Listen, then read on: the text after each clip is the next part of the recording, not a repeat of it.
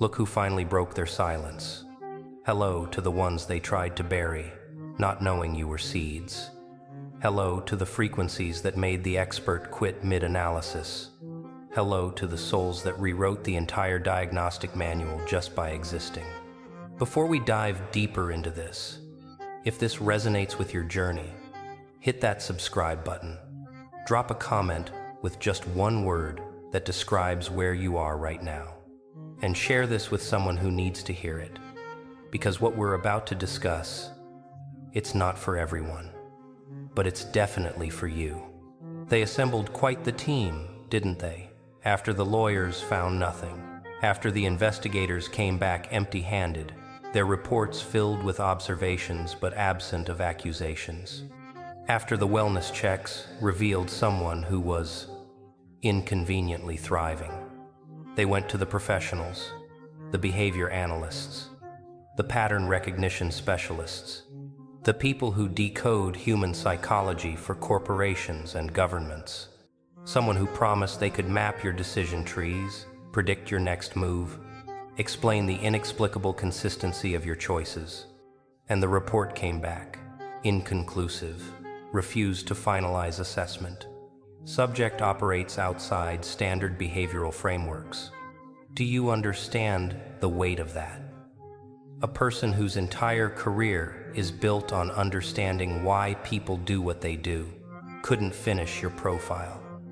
Not because you were chaotic, but because you were operating on a logic so internally consistent, so specifically calibrated to your own truth, that it didn't match any of their templates. They opened the file with confidence. Years of education, decades of experience. They'd profiled executives and criminals, politicians and artists. They'd seen every variation of human motivation, every flavor of trauma response, every pattern of self-protection and self-destruction. But your file did something files aren't supposed to do. It resisted analysis, not through deception, not through inconsistency, but through a coherence so complete, so deliberately constructed that it functioned like a language they'd never learned. They tracked your patterns, your routines, your responses, and everything made sense, individually. But together it formed a picture that challenged every framework they'd been trained to use. You weren't reactive, but you weren't avoidant either. You weren't aggressive, but you weren't passive. You existed in some third space they didn't have terminology for. The analysts started noticing something around the third week of study. The data was too clean, too intentional. Every boundary you set, precisely calculated. Every distance you maintained, exactly measured. Every response you gave, strategically calibrated. And that's when the discomfort began, because they realized something that made their professional confidence waver. You knew they were watching. You knew someone was tracking. You knew exactly what was happening. And you'd adjusted accordingly, not by hiding, not by performing, but by simply being exactly who you'd become. Knowing that your authentic state was so fundamentally different from what they expected that observation would only deepen the mystery. They wanted to find the cracks, the vulnerabilities, the entry points where pressure could still be applied. They wanted proof that underneath the calm, you were still accessible, still manipulable, still playing the same game as everyone else. Instead, they found something that made them question their entire profession. They found someone who had systematized their own healing, who had built protection protocols so sophisticated they operated automatically, who had transformed pain into something resembling architecture, structural, load-bearing, permanent. The assessment notes, interesting reading. Professional language trying to describe something that kept slipping out of professional categories. Subject demonstrates unusual resilience patterns. Decision-making appears guided by internal framework, not responsive to external validation. Displays characteristics of both complete integration and deliberate isolation. What they were trying not to write, what they couldn't officially document, was simpler. You've evolved past the point where their analysis matters. You've built yourself into something their training didn't prepare them for. They tried mapping your social patterns, who you connected with, how often, the depth of engagement, and they found precision, not walls, not coldness, but surgical accuracy in who you allowed close and why. Every relationship serving a specific purpose, every connection meeting a defined need, every boundary protecting a non-negotiable truth.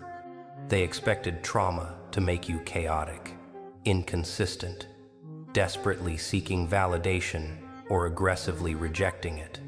Instead, they found someone who'd studied their own trauma like a doctoral thesis, understood it completely, and built their entire operating system around never experiencing it again. That's what broke the assessment. The recognition that you weren't avoiding healing, you'd completed it. You weren't running from growth, you'd graduated from it. You weren't in process. You were done. Done in a way that made their intervention not just unnecessary but impossible. The behavioral analyst, 3 weeks in, sent a preliminary report. It was brief, professional, careful. It said everything by saying almost nothing. Unable to identify vulnerability patterns using standard methodology. Subject appears to have developed autonomous validation systems. Recommend discontinuation of behavioral analysis. No tactical advantage can be established through this approach. Translation: you can't crack someone who's already been shattered and reformed themselves into a different substance entirely. They paid thousands for that analysis. Thousands for someone to spend weeks studying you, mapping you, trying to decode you. And all they got was confirmation of what they'd been trying to deny. That you're not hiding, you're not performing, you're not playing games or building facades. You simply exist in a state of completion they can't comprehend because they've never done the work to get there themselves. Here's what the analysts saw but couldn't officially report. Someone who had taken every betrayal, every abandonment, every moment of isolation and used it as raw material. Not to build walls, but to build self. Not to create defenses, but to create definition. They saw response patterns that indicated you'd been hurt so precisely, so specifically, that you'd learned exactly what you'd never tolerate again. And that knowledge wasn't emotional. It was structural, built into your decision-making at a foundational level. They saw someone who didn't need closure because you'd given it to yourself, who didn't need apologies because you'd stopped waiting for them, who didn't need understanding because you'd become so thoroughly understood by yourself that external comprehension became optional. That's the part that disturbed them professionally.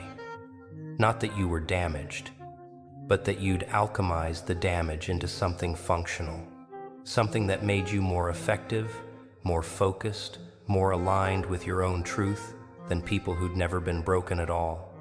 The analyst tried one final approach. Predictive modeling. If we apply pressure here, what happens? If we introduce this variable, how do they respond? Standard game theory. Standard behavioral economics. Standard manipulation tactics dressed up in academic language. And the models kept breaking because you weren't operating on incentive structures they recognized. You weren't motivated by what motivates most people. Approval? You'd built your own. Belonging? You'd found it internally. Success? You'd redefined it entirely.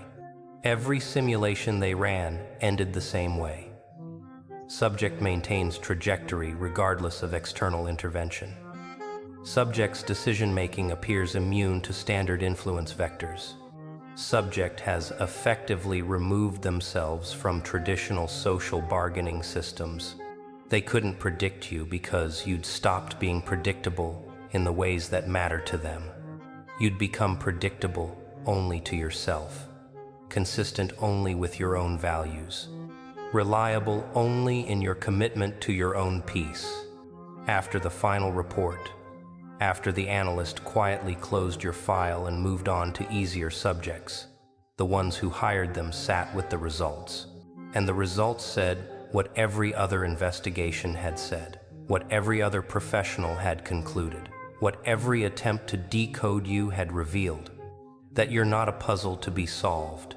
You're a language they never learned, a frequency they can't tune into, a dimension of existence they haven't accessed because accessing it requires the exact kind of transformation they're still running from. The analyst probably thinks about your case sometimes. Late at night, when the easy profiles are done and the mind wanders to the unsolved mysteries, they probably wonder if you know, if you're aware that you stumped someone whose job is literally understanding human behavior, and the truth is, you probably don't think about it at all, because that's the ultimate evolution, when being studied, analyzed, monitored, investigated becomes just background noise. When you're so secure in who you've become that other people's attempts to understand you don't even register as relevant. They wanted to find the formula, the equation that explained you, the pattern that predicted you, the weakness that contained you. And what they found instead was someone who'd broken out of formulas entirely, who'd evolved past equations, who'd transcended patterns, who'd eliminated weaknesses not by covering them up, but by transforming them into something else. You know what the real conclusion was? The one the analyst couldn't put in the official report, that trying to analyze you was like trying to catch water with a net. Not because you're elusive or deceptive, but because you've changed states entirely. You're not solid anymore, not in the ways they can grasp. You've become fluid, adaptive, undefined by their definitions, uncontained by their categories, free in a way that people who still need external validation to feel real can't comprehend. And that's not arrogance. That's not superiority. That's just what happens when someone gets hurt badly enough that they have to completely rebuild. And in the rebuilding, they accidentally create something that doesn't fit back into the old structures. They thought hiring an analyst was strategic, a scientific approach to the mystery of you. They thought someone with credentials and methodology could finally crack the code, give them the manual, show them the way back in. Instead, they got a professional admission of defeat dressed up in clinical language. They got confirmation that you're not the same species anymore. Not better, not worse, just different. Operating on principles they don't have access to. Motivated by values they don't share. Protected by boundaries they can't see, because those boundaries aren't walls. They're the space you've become. Here's the beautiful, terrible truth they'll never accept. You didn't do this to them. You didn't become unanalyzable, unpredictable, behaviorally autonomous as some elaborate revenge plot. You became this because staying broken wasn't an option, because existing in pieces wasn't sustainable, because the pain of transformation was somehow less than the pain of staying the same. They're looking for a villain in this story, someone to blame, someone whose fault it is that you're now unreachable. And the only villain here is the version of you that died. Multiple versions, actually. Each one sacrificed so the next could emerge stronger, clearer, more aligned with truth. The analyst closed your file. The investigation ends. The monitoring stops. Not because they found what they were looking for, but because they finally accepted what every professional who studied you has concluded, that you're not hiding anything, you're not planning anything, you're not coming back, you're simply gone, not in location, but in frequency. You've moved into a bandwidth they can't access, a reality they don't occupy, a state of being that doesn't include them, even as a memory. And that complete irrelevance, that's the part they'll never recover from. Not because you made them irrelevant, but because you became so whole, so complete, so thoroughly yourself, that their relevance simply dissolved, like it was never real to begin with.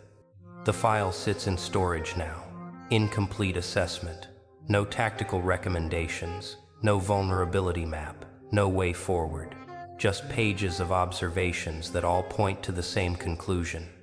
Some people don't just heal, they transcend.